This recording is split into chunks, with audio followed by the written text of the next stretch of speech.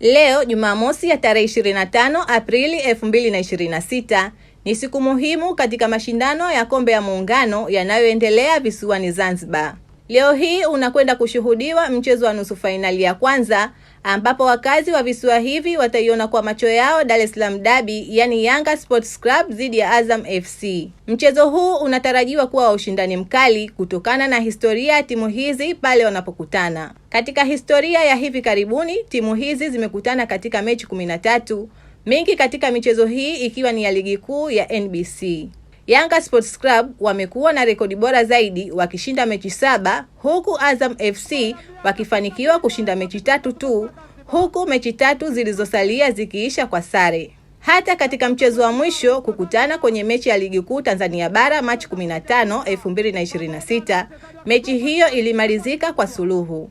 Makocha wa timu hizo mbili wamezungumza na waandishi wa habari kila mmoja kwa wakati wake kuhusu mechi hiyo ya leo itakayochezwa saa 2:15 usiku katika uwanja wa New Amani Complex Zanzibar. Yanga Sports Club dhidi ya Azam FC ni mchezo mgumu, haijalishi ni katika hatua gani au mashindano gani timu hizo zinakutana.